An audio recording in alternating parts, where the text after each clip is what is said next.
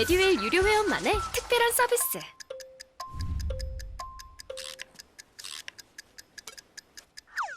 하치하차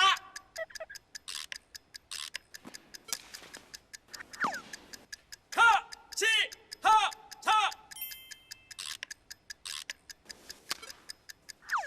정답! 같이 하자 친구야 에듀윌 유료 회원!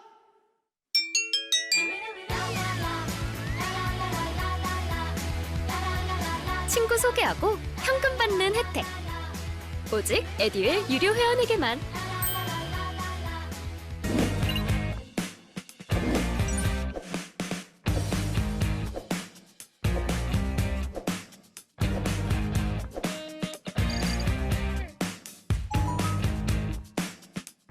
권한이 있어야 한다는 겁니다. 근데 이 권한이 없으면 건물은 뭐가 돼야 된다? 철거가 돼야 된다는 겁니다. 이게 기본 원리예요. 자, 그다음 다른 예를 또 해보도록 하겠습니다.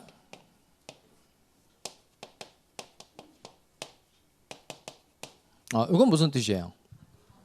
갑이 토지와 건물을 함께 소유하고 있다는 뜻인 겁니다. 토지 소유자 누구? 갑. 건물 소유자? 갑. 그러니까 갑이 토지와 건물을 함께 소유하고 있다. 동일인 소유라는 거예요. 자, 그리고 이번엔 토지 담보로 을에게 돈을 빌리고 저당권을 설정해 준 겁니다.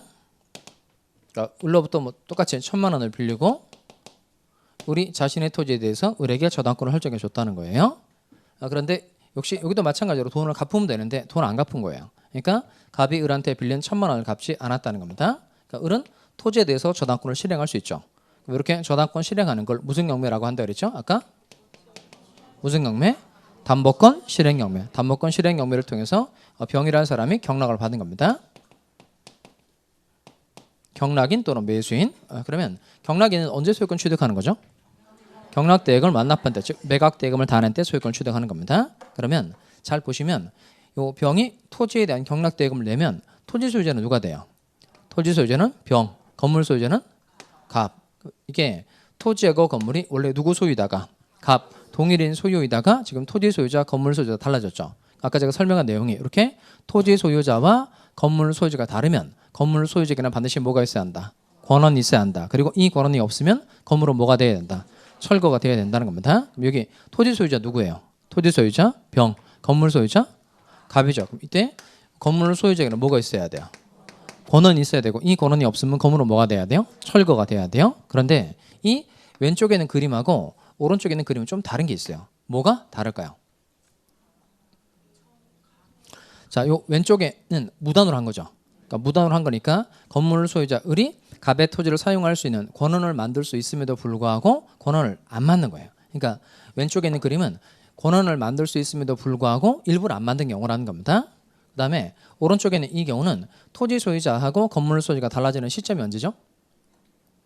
경락인이 경락대금을 완납한 때죠. 그러니까 병이 돈만 내면 그냥 갑하고 병이 그냥 달라지는 거예요. 그러니까 병이 경락대금을 내기만 하면 토지 소유자, 건물 소유자 그냥 달라지는 거예요. 그러니까 갑하고 병이 미리 만나서 지상권 설정 계약을 하자, 전세권 설정 계약을 체결하자, 나랑 임대차 계약을 맺자 이런 시간적 여유가 있어요, 없어요? 없어요. 그러니까 왼쪽은 권한을 만들 수 있음에도 불구하고 일부러 안 맞는 거니까 이 건물은 뭐가 돼야 돼요?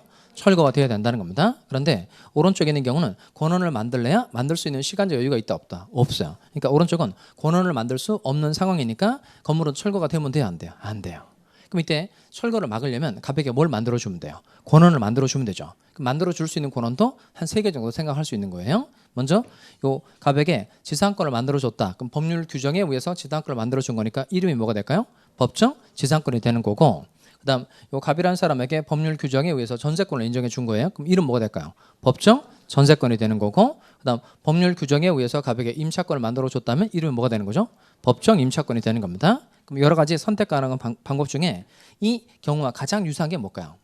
남의 땅 위에 건물 같은 걸 소유하기 위한 제도가 뭐죠? 그게 지상권이죠. 그러니까 3가지 중에서 가장 유사한 걸 만들어 준 거예요. 그래서 갑에게 인정해 준 권리가 법정 지상권이라는 겁니다. 넘겨볼까요? 253페이지에 가서 양가로 2번 법정 지상권 찾았어요? 별표. 법정 지상권 별표. 저당권 실행돼서 토지 소유자, 건물 소유자 달라질 때 주로 문제가 되는 게 법정 지상권인 겁니다. 366조 동그라미 할까요? 366조. 동그라미하고 저당물의 경매로 인하여 찾았죠. 같이 읽어보겠습니다. 시작. 저당물의 경매로 인하여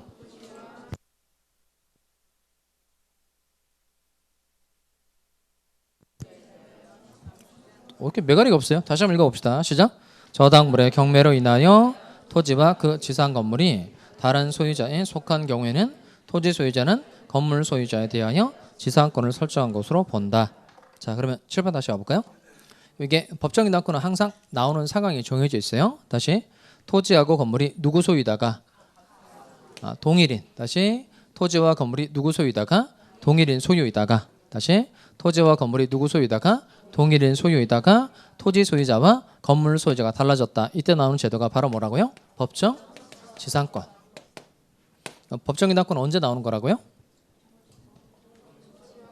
토지와 건물이 동일인 소유이다가. 다시 토지와 건물이 동일인 소유이다가 토지 소유자와 건물 소유자가 달라졌을 때 나오는 제도가 바로 뭐다?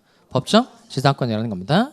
얘를 인정해 준 이유는 간단해요. 이게 토지하고 건물이 동일인 소유이다가 토지 소유자하고 건물 소유가 달라진 거예요. 그럼 이게 권원을 만들 수 있는 시간적 여유가 있다 없다? 없어요. 그러니까 건물 소유자에게 법정 인하권을 만들어 줘야만 건물에 뭘 막을 수 있다? 철거를 막을 수 있다는 겁니다. 그럼 이 제도의 존재 이유는 뭐죠? 건물의 철거 방지가 목적인 거예요. 법정 인하권의 존재 이유는 뭐라고요? 건물의 철거 방지가 목적이라는 겁니다. 그러면 계속 그림 봐볼까요? 그럼 이게 법정 인하권에 인정되고 안 되고는 중요하다 안 중요하다? 중요해요? 뭐가 중요하겠어요? 법정 인하권 되고 안 되고가. 법정 인하권 인정되고 안 되고 중요하다 안 중요하다? 완전 중요하죠. 완전. 왜냐하면 법정 인하권 인정이 되면 이 건물에 뭘 막을 수 있는 거예요? 철거를 막을 수 있는 거고 법정 인하권 인정되지 않으면 건물이 철거돼야 되는 거니까 건물 철거되고 안 되고 아주 중요한 문제와 연결된다는 거예요. 경락인에게는 법정 인하권 인정되고 안 되고가 경락인에게는 중요해요 안 중요해요? 경락인에게 완전 중요하죠. 이건 경락인에게 거의 돈이 되냐 아니면 완전 뭐 망하는 건 아니지만 자기가 예상했던 수익이 안 생기는 거가 직결되기 때문에 경락인은 훨씬 더 중요해요. 그러니까 법정 인하권이 인정되지 않는 상황이라서 경락을 받았단 말이에요. 근데 법정 인하권이 인정이 된 거예요. 그럼 건물을 철거시킬 수 있어요 없어요? 없어요. 그러면 그냥 건물이 존재하는 것대로 토지를 써야 돼요. 그러니까 애초에 내가 생각했던 거 다 밀어버리고 지어가지고 분양하고 이러는데 그걸 못하게 되는 거예요. 그 다음에 법정 인하권 인정되지 않는 땅인 거예요. 그러면 법정 인하권 인정되지 않으면 그 건물 뭘 시킬 수 있어요? 철거시킬 수 있죠. 그럼 내가 땅 낙찰 받고 건물 밀어버리고 올리는 거예요. 그래서 분양해도 완전 들인 돈의 10배를 건져갈 수 있는 거죠. 나중에 그 부동산 자격증 따고 그다음에 따로 이제 이 공부를 좀 해봐요. 다른 공부 필요 없고 그냥 법정 인하권 공부만 좀 해봐요. 법정 인하권 공부를 하면 돈이 보인단 말이에요. 그러니까 부동산 하면서 상반기 하나, 하반기 하나 그렇게 마세요. 상반기 하나, 하반기 하나. 법정 인하권 인정되는 땅도 돈이 돼요. 그 돈 되는 건 나중에 가르쳐 드릴 테니까 일단 법정 인하권이 인정되고 안 되고는 중요하다 안 중요하다? 중요하다는 거예요. 그러니까 성립 요건을 반드시 외우셔야 돼요. 넘겨볼까요? 좀 돈이 된다고 하니까 좀 외울 마음이 좀 생기나 보죠? 자, 거기 동그라미 4번 가서 성립 요건 됐어요? 거기다 돈 이렇게 쓰세요. 돈. 암기라고 쓰지 마시고 그러면 돈. 자, 돈 되는 방법이 4가지가 있다는 거예요. 자, 첫 번째 읽어볼까요? 시작. 아예 씁시다. 자꾸 줄 긋고 그러니까 그냥 하고 줄만 긋고 맨날 넘어가는데 손으로 쓰세요. 그러면 옆에 여백에 쓸만한 공간 되죠? 제가 불러드리는 대로 쓰세요. 불러드리는 대로. 첫 번째, 똑같은데 조금 제가 다르게 불러드릴 테니까 그걸 써보시기 바랍니다. 첫 번째 요건은요. 저당권 설정 당시에 토지 위에 건물이 있을 것. 저당권 설정 당시에 토지 위에 건물이 있을 것. 자, 두 번째, 저당권 설정 당시에 토지와 건물이 동일인 소유일 것. 저당권 설정 당시에 토지와 건물이 동일인 소유일 것.